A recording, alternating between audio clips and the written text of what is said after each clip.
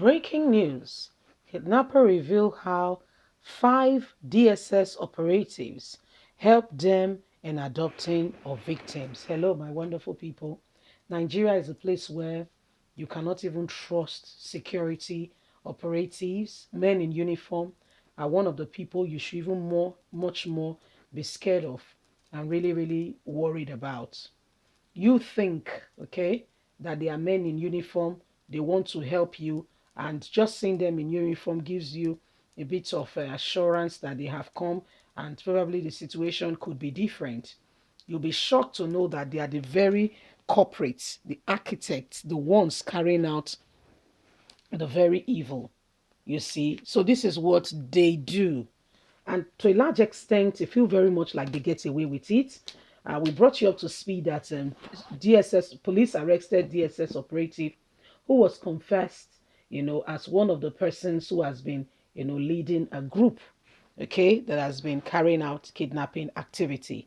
Now, this is the full gist. Get all the details. Kidnappers reveal how 5 DSS operatives helped him adopt victims. A 42-year-old man identified as Akin Ogubi was recently arrested by the Osun State Police Force. After his arrest, he revealed how he was able to adopt a businessman named Bala. He also revealed that he was able to kidnap the man through the help of 5 DSS, Department of State Security operatives. The kidnap took place in Oshogbo, Osun State, the capital. Mr. Olawale Olakunle, the Commissioner for Police of Osun State, explained that the victim of the kidnap is the Borrow the Change operative. He was kidnapped by an unknown gunman from his office. He was kidnapped on the 30th of December 2021.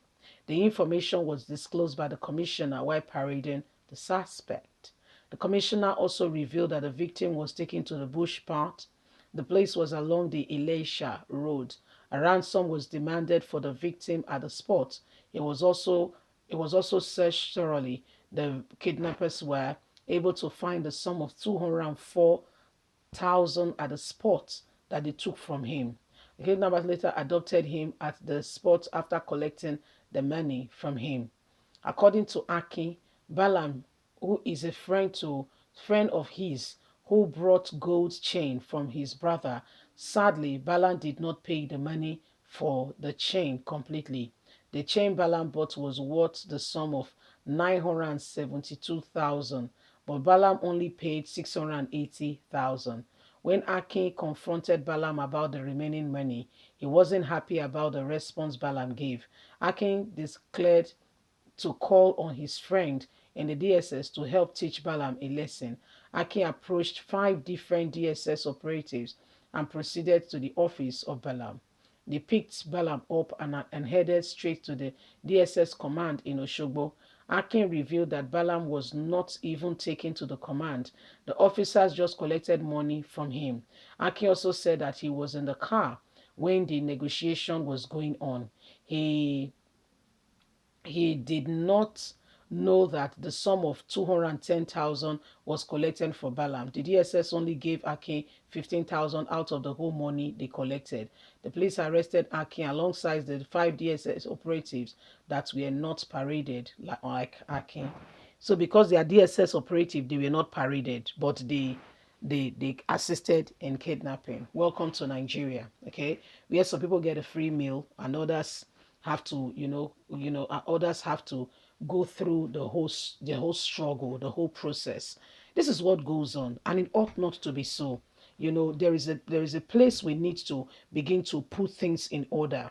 Because our security operative to a large extent, there is no records to as to who will come out of what are the consequences for actions if they do some things. What should be done to them? How do we go about this? How do we, those things are not there. They are not there. So they carry on with business as usual. They do whatever they want to do, and to a large extent they get away with it. They get away with it. Security operatives is as though they do no wrong. There are no punishments. There are really no procedures in place to ensure that they come out, that there is orderliness. The force is one of the most, permit me to say, one of the most dangerous set of people. Okay, where you are expecting more from them, they are the ones who are making the place ungovernable, uninhabitable. They are even the ones causing the insecurity to a large extent.